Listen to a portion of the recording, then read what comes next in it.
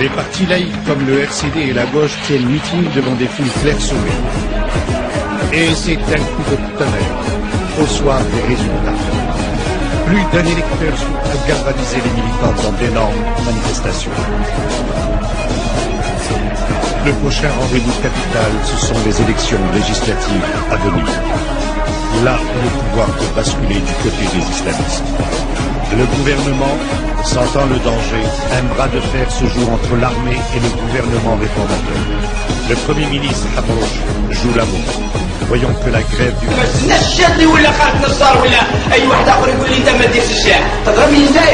وانت المعتدي ودير قانون انت بدك وما تقول لي انت راكم سلاح ضد الواقع. احنا شفنا الدول اللي فاتتنا ليش فاتتنا؟ بدنا بالعلم والدين مع الاسلام. انا ما نوصلش الراي بان تقولي بان الدوله ما يستخدم في السكن والله في السكنات لخاطر الدوله الوحيده في العالم اسمها السكن باطل راهي الجزائر. يقضي انا اوصي النبي بالله عليه العظيم غير سوالي وفاقر والدين سكن وما عندي حتى معرفه. ما نقولوش بلي الناس كنا ماشيين فيهم ونتحكموا على الشعب الجزائري والجنرال يقتلوا تصفيات. شكون اللي كان يقتل في العسكر؟ شكون اللي كان يقتل في الجندرميه؟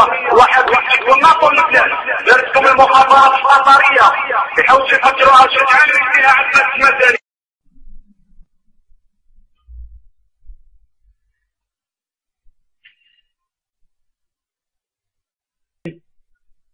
ما بيخفي خوفه على الأمة العربية من المحيط للخليج. ولما نتحدث عن الأمة العربية أكيد كون بقصد فيها الأمازيغ والعرب والكرد وحتى الأقباط والطوارق وكل من ينطق باللغة العربية ولغة القرآن.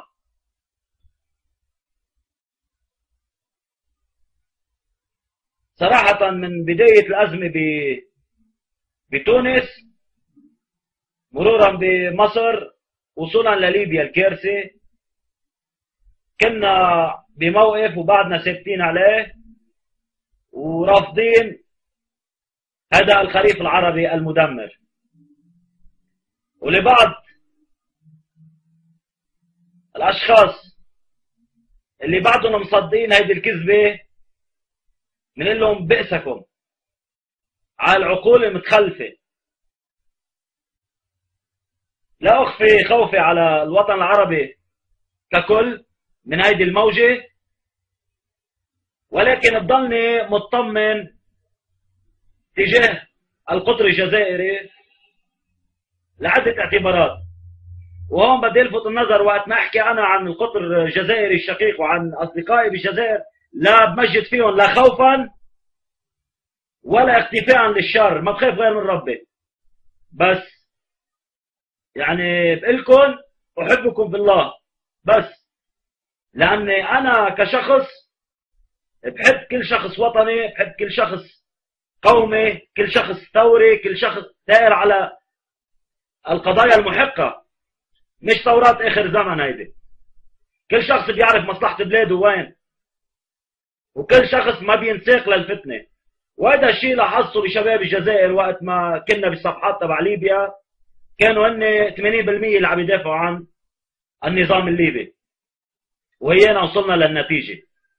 فما بدي كرر او اعطي ملاحظات، هن ادرى بوضعهم وما بخافش عليهم انا من هاي الناحية.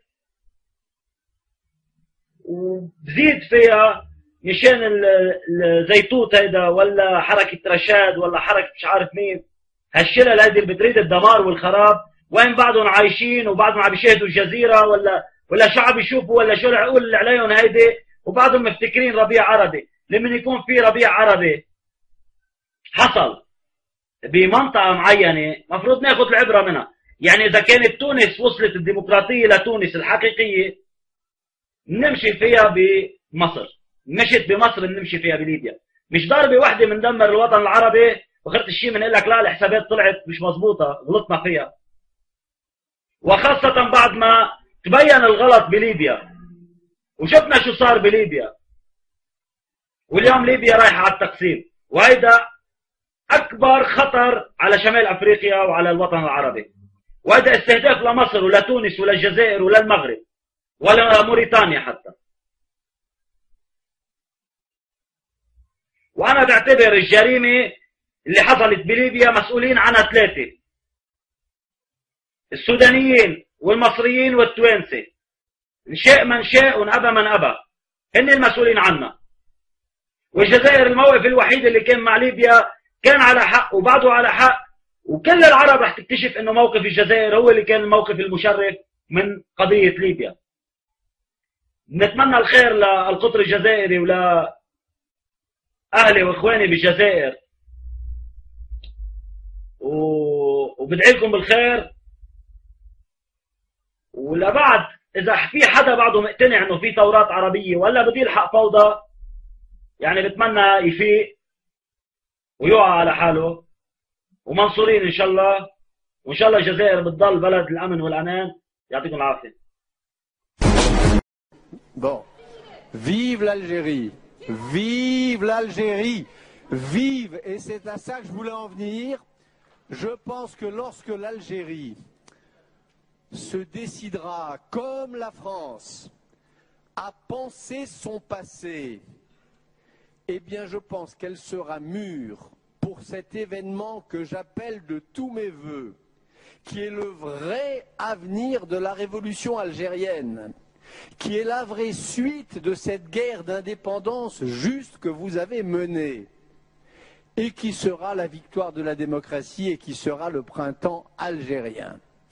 Moi, ce que je souhaite, en tant que Français, et en tant que Français lié par toutes les fibres que je vous ai dites à l'Algérie, ce que je souhaite, c'est que le travail de mémoire, le travail de discussion politique, le retour sur soi permettent que l'Algérie rejoigne, mais avec une maturité bien plus grande, avec une culture politique immense et incomparable dans la région, qu'elle rejoigne le grand mouvement des printemps arabes, par rapport auquel, pour l'heure, la grande Algérie, qui a montré la voie, de l'honneur et de la justice, me semble être inexplicablement en retard. Pour moi, l'épilogue glorieux de ce qu'on appelle le printemps arabe peut et doit advenir en Algérie. S'il vous plaît, non mais c'est moi qui... Non mais s'il vous plaît, s'il vous plaît.